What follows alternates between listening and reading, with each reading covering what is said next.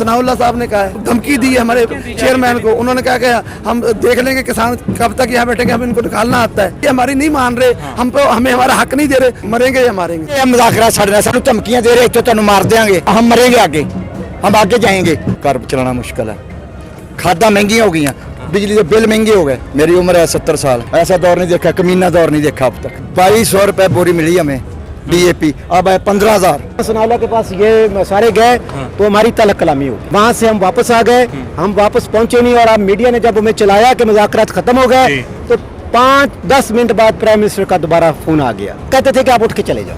अच्छा, मैंने कहा जी मैं उठ के नहीं जाता, आप पीर को आ जाओ, मेरा नोटिफिकेशन कहो, मैं उठ के चला जाऊँ। अस्सलाम वालेकुम नाज़रीन, सोहराब बरकत आपसे मुखातिब है। आप सियासत 2P के देख रहे हैं, ब्लू एरिया इस्लामाबाद। इस्लामाबाद की सबसे अहम तरीन जगह, ये कंटेनर लगा हुआ है, दूसरी तरफ भी और उस तरफ भी कंटेनर्स लगे हुए हैं, रास्ते ब्लू एरिया के रुके हुए हैं। पुलिस की भारी नफरी पहुंच चुकी है।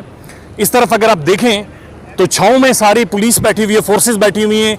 कंटेनर के दूसरी तरफ जाते हैं तो भारी नफरी पुलिस की बैठी हुई है। यहाँ पर भी पुलिस और उसके अलावा एक बड़ी भारी नफरी पुलिस की, उनकी प्रिजनर्स वैन्स वगैरह सब यहाँ पर मौजूद हैं।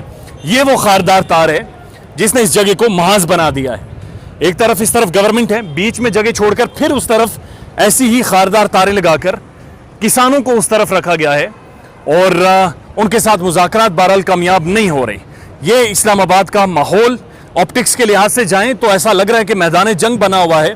और ब्लू एरिया की जितनी बड़ी सड़क है, ये तकरीबन 3-4 किलोमीटर लंबी सड़क है, ये सारी ट्रैफिक के लिए मुकम्मल बंद की गई है।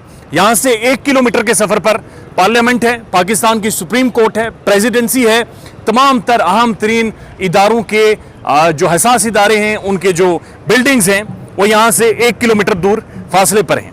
ये सड़क के ऊपर पत्थर रखे गए हैं, ये आप देखें, ये किसान है दूसरी तरफ और यहाँ पर पत्थर पड़े हुए हैं। मीडिया मौजूद है यहाँ पर, ये किसान। अस्सलाम वालेकुम जी। अस्सलाम वालेकुम। वालेकुम अस्सलाम। ये आप क्या उठाया हुआ और आपने क्या कर रहे हैं? ये नमक है जी, आंसू गैस का तोड़। नमक वाले पानी से जब ये हम पे शेलिंग करेंगे तो ये हम इसको पानी को अपनी आंखों पे और कपड़े गीले करके चेहरे पे फेरेंगे, जिससे जलन हमारी। आपसे किसने कहा आप पर शेलिंग होगी? हमें राना सनाउल्लाह साहब ने कहा है कि हम धमकी दी है हमारे चेयरमैन को। उन्होंने कहा कि हम देख लेंगे किसान कब तक यहाँ बैठेंगे, हम इनको निकालना आता है। उन्होंने सीधी तड़ियाँ लगाई, बजाय मुज़ाकरात के 5 दिन से हमें भूखा प्यासा यहाँ कंटेनर लगा के बंद किया हुआ है। अच्छा, नहीं, ये जो पत्थर वगैरह पड़े हुए हैं, ये जो हमने दिखाए, ये आप लोगों ने इकट्ठे किए हैं? हमने इकट्ठे किए हैं। पत्थर क्यों इकट्ठे किए? इसलिए इकट्ठे किए कि जो हम पर जब शेलिंग करेंगे, ये हमें गोलियां मारेंगे रबड़ की, तो फिर हम उसका ईंट का जो पत्थर है, ये हमारी नहीं मान रहे, हमें हमारा हक नहीं दे रहे, तो फिर हम सब कुछ ही करेंगे, मरेंगे या मारेंगे। अच्छा, मुज़ाकरात नाकाम होने की वजह क्या आपको बताई गई है? मुज़ाकरात हमसे किए किसने? राना सनाउल्लाह के तो टीवी पे चल रहे हैं, मुज़ाकरात हो रहे हैं। वो झूठ बोल रहे हैं, वो झूठ बोल रहे हैं। मुज़ाकरात उसने की ही नहीं, उसने तड़ियां लगाई सीधी। उसने कहा जी मैं देख लूंगा इन किसानों को, इनको मुझे निकालना आता है, मुझे इनको भगाना आता है। ये राना सनाउल्लाह बदमाश बनया बैठा है, साडी गल ही नहीं सुन रहा, कहता ਅਸੀਂ ਲੜਾਂਗੇ ਤੁਹਾਡੇ ਨਾਲ, ਤੁਹਾਨੂੰ ਹੱਕ ਨਹੀਂ ਦਿੰਦੇ, ਸਾਨੂੰ ਸਾਡਾ ਹੱਕ ਦੇਣ। नहीं, वो कह रहे हैं कि ਤੁਹਾਡੇ ਨਾਲ मुज़ाकरात हो रहे हैं और ਕਰ ਹੀ नहीं ਮੁਜ਼ਾਕਰਾ ਸਾਡੇ ਨਾਲ, ਸਾਨੂੰ ਧਮਕੀਆਂ ਦੇ ਰਹੇ, ਇੱਥੇ ਤੁਹਾਨੂੰ ਮਾਰ ਦੇਾਂਗੇ, हाँ, ਸਾਡਾ ਹੱਕ ਦੇਣ ਸਾਨੂੰ। ठीक है, ठीक है। तो इसका क्या हल क्या है? ये जो अब हो गया है, कन्फ्रंटेशन हो गया, हल क्या है इसका? मुज़ाकरात करें हमारे साथ, अगर हम हक पे हैं, हमारा हक दें। अगर वो मुज़ाकरात नहीं करते, राना सनाउल्लाह कहते हैं कि मैं निपट लूंगा, तो फिर हम मरेंगे आगे, हम आगे जाएंगे। अच्छा, हाँ, हम डरते नहीं हैं, मरेंगे हम। ये जो शेलिंग जाहिर है मरेंगे, कोई बात नहीं, ये हमारे भाई हैं पुलिस वाले, ये हमारे साथ लड़ते नहीं। ठीक है। कितने दिनों से यहाँ पे? 5 दिन हो गए हमें। तो 5 दिन मुश्किल, बहुत मुश्किल है। हाँ, रात को सोते किस तरह है, क्या मैंने? बाहर सोते हैं हम, सड़कों पर ही। सड़कों पर हम जिम्मेदार हैं, हम असि तो बाना चलो सोमने हैं, सानू कोई डर नहीं है। घर वाले क्या कह रहे हैं पीछे? घर वाले कहते खाली नहीं आना, कुछ लेके आना है। घर चलाना मुश्किल है। घर चलाना मुश्किल है, खादा महंगी हो गई, बिजली के बिल महंगे हो गए, कर्जा बिल। आपकी उम्र कितनी है? मेरी उम्र है 70 साल। 70 साल में कभी ऐसा दौर देखा है? ऐसा दौर नहीं देखा, कमीना दौर नहीं देखा अब तक। ये दौर, ऐसा दौर नहीं देखा। 2200 रुपए बोरी मिली हमें DAP, अब है 15,000। आप क्या समझते हैं जी, क्या होना चाहिए अगर हुकूमत नहीं मानती या मुज़ाकरात नहीं कामयाब होते, क्या हो सकता है? हम इनके साथ लड़ेंगे, हमें हक चाहिए अपना। जो हमें हक ना देंगे, हम नेक्स्ट टाइम गंदम नहीं बीजेंगे, अपने खाने की बीजेंगे, और इनको हम गंदम देंगे भी नहीं।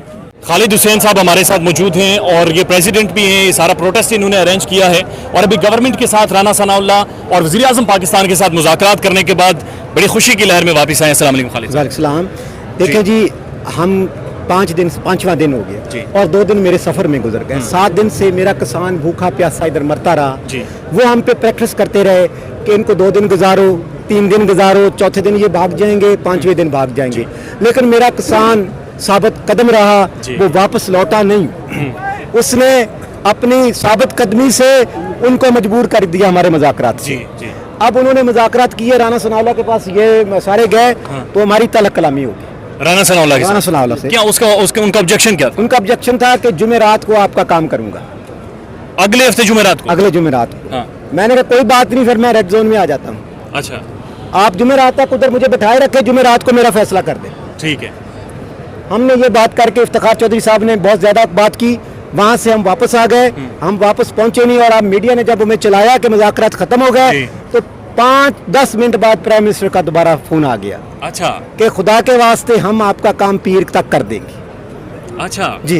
ठीक है। नहीं, फिर राना साहब वज़ीर आज़म से पहले मुशावरत नहीं कर रहे थे, या मुशावरत करने के बाद उन्हें शायद ये डाउट था कि वो आपके ऊपर फोर्स अप्लाई करके कुछ निकाल लेंगे? वो डरा रहे थे, राना सनाउल्लाह डरा रहा था, डरा रहा था। किसान नहीं डरा? किसान नहीं। अच्छा, इसके बाद आपका प्लान क्या है? आप गाड़ियां लेकर इमरान खान साहब की तरफ जा रहे इमरान खान की तरफ जा रहे हैं? अच्छा। हैं। मेरे फेडरल का मसला बिजली का है, हाँ। मेरा नहरी पानी का मसला पंजाब गवर्नमेंट का है, सिंध गवर्नमेंट का है, केपी के गवर्नमेंट का है और बलूचिस्तान गवर्नमेंट का जी। है। मेरी खाद का जो मसला है वो मेरे सारी सूबाई गवर्नमेंट 18वीं तरमीम के बाद सारे इख्तियारात उनके पास जी। है। अभी हम इमरान खान साहब के पास जा रहे हैं, उसको कहते हैं कि ये मेरा मसला जल्दी जल्दी खादों का हल करो। तो सिंध वाला मसला कैसे करेंगे? सिंध मैं सीएम के पास जाऊंगा। अच्छा। सर जी आप देखेंगे ये किसानों का मकसद हल किए बगैर नहीं बैठेंगे। शहबाज शरीफ साहब ने आपको फिर क्या यकीन दिलाने कर कब तक मसला हल हो जाएगा? वो कहते थे कि आप उठ के चले जाओ। अच्छा। मैंने कहा जी मैं उठ के नहीं जाता, आप पीर को आ जाओ, मेरा नोटिफिकेशन कहो, मैं उठ के चला जाऊँ। तो मीनवाइल इन किसानों का क्या होगा? इनके खाने पीने, दवाई गोली, आपके साथ बुजुर्ग भी यहाँ पे शामिल है। सर देखें, ये वो किसान है जो सारी रात सर्दी में सोते जी। हैं, गर्मियों में 50 डिग्री में ये गंदम काटते हैं, इनको बुखार और इनको सर दर्द नहीं होता। बहुत शुक्रिया जी।